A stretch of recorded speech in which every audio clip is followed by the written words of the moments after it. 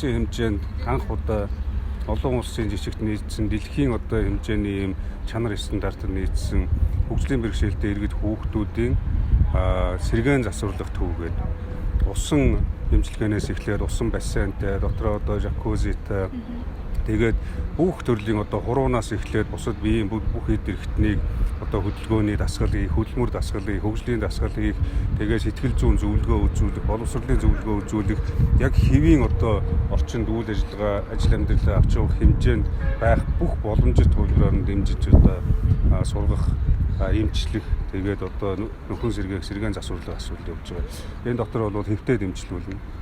Тэгээ орон сууцтай бас одоо цаашаа бид нэр орон сууцын шийдвэр өгчих юм бол өдөө орон нутгаас энд эндээс ирж байгаа иргэд орсон суугчид хүүхэд багчуудаа одоо гэр орныхоо гишүүдийг авчиж эмчлүүлэхэд нааш цааш нь яваад байхгүйгээр эндээ одоо амьдарчдаг, суучдаг тэгээд ойрхон бие биентэйгээ ойрхон бас ингээд эцэг их ар гэрийнх нь үртэл энэ сэргээн засварлах ажиллагаа ямар хэмжээнд явагдгийг, үр хүүхдүүдэд яаж асрах ёстой, юун дээр нь анхаарах ёстой гэдгийг эмч сувлэгчдтэйгээ хамтраад одоо бас шийдвэрлэх тийм боломж нь нээлттэй болж байгаа. Цаашаа бид энэ спорт зөвлөлийг барьж байгуулна. Зөвхөн хөгжлийн бэрхшээлтэй иргэд зориулсан одоо орчныг бүрдүүлэхээс гадна тэр спорт зөвлөлөөс гадна одоо дахиад сургалтын төвийг барьж байгуулах ажил хийгдэж байна. Тэгээд Улаанбаатар хотод энэ хөгжлийн бэрхшээлтэй иргэд зорчих автобус унаа, явган үний зам, дугуйн зам гээд ингээд одоо бүгд нөгөө гарц орцны хүндрэлтэй байдаг учраас бас энэ жил хөгжлийн бэрхшээлтэй иргэдийн Аз номхон далайн энэ үсгийн форум болох гэж байгаа. Тэр хүрээнд бас олон асуудлуудыг хөндөж ярина.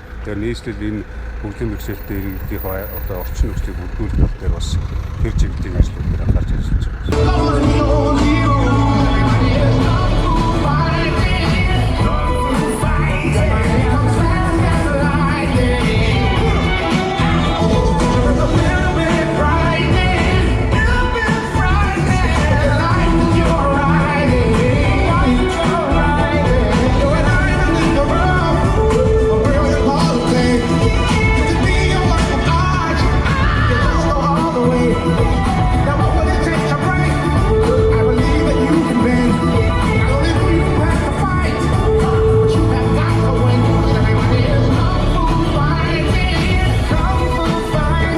Бидний хүүхдийг бол сэргээн засах хөгжлийн төв гэж байгаа. Өөрөөр хэлбэл хүүхдийг онцлох, эрт илрүүл одоо хөгжлийн бэрхшээлийн эрт илрүүлэх, тэгээд цаашаа эмчлэх урт хугацаагаар за мөн одоо нөхөн сэргээх, хөдөлгөөн засал, барай засал, хөдөлмөр засал, тэгээд нийгмийн сэргээн засах буюу сэтгэл зүйн зөвлөгөө өгөх гэсэн ийм үйл ажиллагаануудыг бол зохион байгуулах юм аа.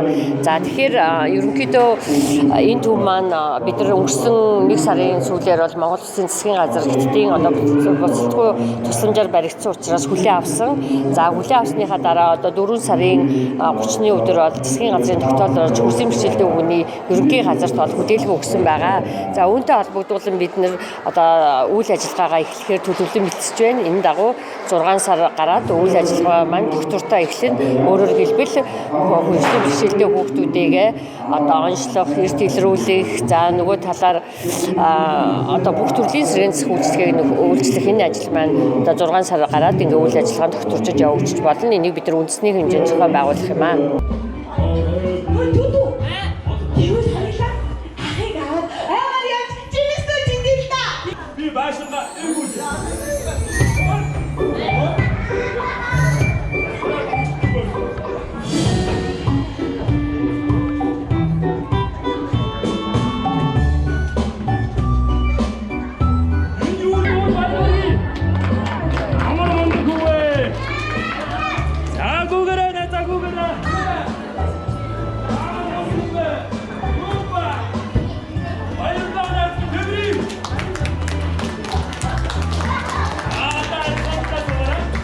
Ер нь хөгжлийн бэрхшээлтэй одоо бүх тусгай сургуулиудын төлөөлөл тэгээд дээрэс нь одоо хөгжлийн бэрхшээлтэй хүүхдийн одоо нөгөө нэг тасрамж халамжийн төвүүд тий за мөн эцэг эхчүүдийнхээ холбоотой хамтраад өнөөдрийн арга хэмжээгээ сандтай зохион байгуулж байгаа. Төвийнхээ нээлтийг бас эцэг эхчүүд хүүхдүүдтэй бол үзүүлэх нөгөө талаар цаашдаа үйл ажиллагаа нээлттэй гэдгийг харуулах.